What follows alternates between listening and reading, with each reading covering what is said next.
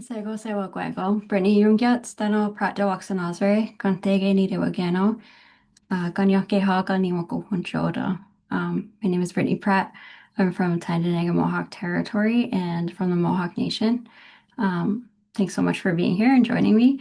I'm just going to do a little video about the four sacred medicines and their uses. And I just want to preface this video by saying that these are the teachings that I've received so far along the way, and I may have missed some, but also that teachings about medicines and their uses can vary from nation to nation as well, or even community to community.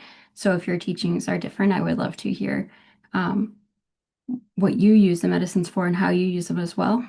And I also want to say that I'm not sharing any information that isn't publicly available.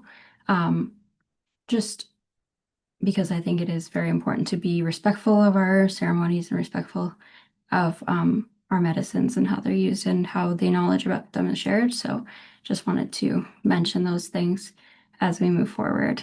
Also, I'd like to mention that I'm a psychotherapist. So if I mention clients in terms of like how I would use the medicines, that's what I'm referring to as my psychotherapy clients. So um, I'm going to open by talking a little bit about each of the medicines. So our four sacred medicines are tobacco, sweetgrass, cedar, and sage. Um, each of our medicines carries its own spirit, its own teachings, and its own purpose or purposes. So used in ceremonies or daily life, our medicines are such a helper to allow us to live in a good way, to be more connected to spirit, to Mother Earth, and to each other. Um, so I'll start with the leader of the medicines, or what I've been taught as the leader of the medicines, tobacco. So I'm going to try to pronounce the Mohawk words for each too. And again, if I'm wrong on that, feel free to correct me. But uh, the word for tobacco in Mohawk, in the Mohawk language, is Oyankwa Oyankwa. So tobacco is always offered first. It opens up our communication with spirit, with ancestors, and all of creation. Um, Tobacco is considered the leader of the medicines, like I mentioned before, and it represents truth, respect, and relationship.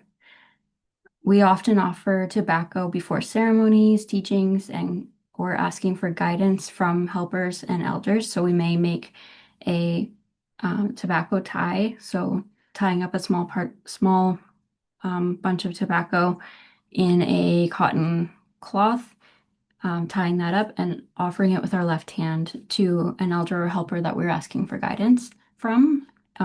If they accept it, it creates this energetic tie to that elder or knowledge keeper or helper.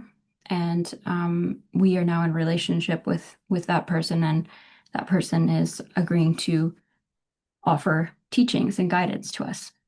Um, it's also used when harvesting trees or plants or rocks for ceremonies like sweat lodge, um, or other ceremonies. And so we always offer our gratitude by laying down tobacco at the base of a tree or the base of a plant or on the rocks or beside the rocks that we harvest for ceremony. So it's a way of showing our gratitude and giving our gratitude to those spirits that help us. Um, Sometimes I will use tobacco for offering to trees or water when I'm asking for healing. So um, I was given this teaching by Gariwanhui Song Gaha, Joe Brown Gaha, and he shared that he had learned if you have a lot of anxiety or worries or grief or pain, and you don't know what to do with it, you can offer it to creation and ask it to transmute it into healing energy for you. So you can sit at the base of a tree and really allow the tree to absorb that anxiety, that worry, ask it to take it for you. You can share anything with the trees and they're listening. So um, yeah, Garhon we saw shared with me that you can hold the tree, you can sit at the base of the tree, but just ask it to take that anxiety, grief, pain, and transmute it, and it will change it into something beautiful and take that weight off of you. So it's the trees and water and um, spirits like that are really helpful for our healing. Um, Tobacco, so tobacco can be offered at the base of those, is my point. I can make a whole video on that one point, but um, tobacco also carries our prayers and intentions to the spirit world when we burn it, so it will go up with the smoke. So we may use that in a ceremony or smudging or things like that, but often in ceremony will be placed in the fire and we send our prayers and our intentions up to the spirit world to ask for help or to offer our gratitude. And tobacco also reminds us to speak truthfully with love and humility and to walk in a good way. So it's such a powerful medicine. Um, the next medicine is sweetgrass, so the hair of Mother Earth, it's also known as. The Mohawk word is, let me see here, onanoro, onanoro. Okay, onanoro. I almost said oh. And it also translates to sweet flag. So this medicine, sweetgrass, represents love, kindness, and healing energy. We use it to invite in positive energy, good spirits after cleansing with other medicines. Um, it's often, you'll see it braided, and that's each part of the braid represents the mind, body, and spirit unified together, so woven together. Um, or it can represent the unity of love, honesty, and kindness. So it's really brings a gentle, nurturing, feminine energy and reminds us of Mother Earth and her love for us. Um, and it can be used in ceremonies as well, or sessions that I'd have with a client that would help to restore peace or calm or balance within the spirit and the body and the mind. Um, Such a beautiful medicine. A lot of times you'll see it braided sweetgrass in the mirrors of people's cars, and it's really like there to serve as like a bringing in positive energy. Um, so I love seeing that in I need to get some up in my car too. My husband keeps reminding me, but I keep forgetting.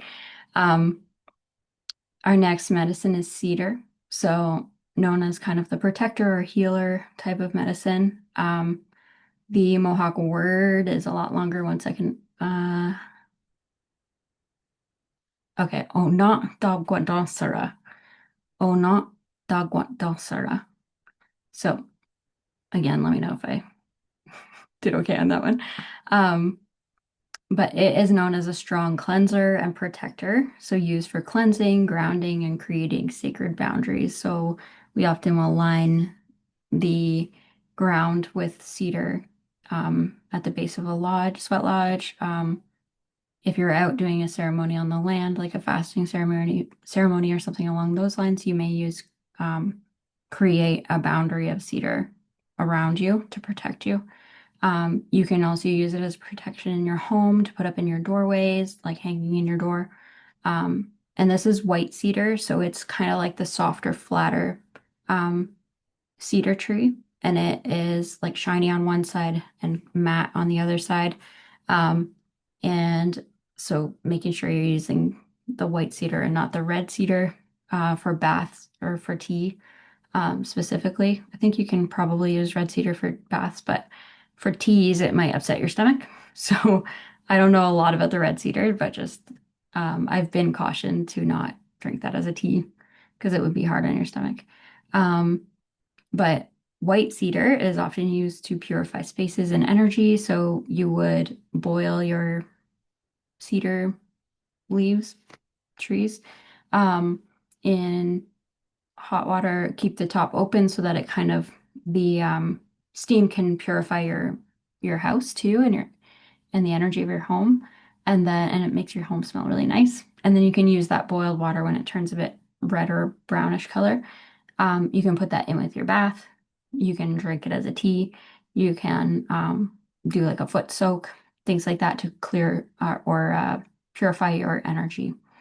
Um, in a bath, it also helps when you're feeling sick, you have respiratory issues, that kind of stuff helps to cleanse your nasal passages and things like that. Um, it helps to keep away negative energy. and invite in helpful spirits and represents strength, resilience, and connection to the natural world. It's also often used to honor ancestors and bring in their guidance as well. So cedar is such a powerful medicine. Um, the last medicine I'll talk about is sage. So it's kind of the purifier energy.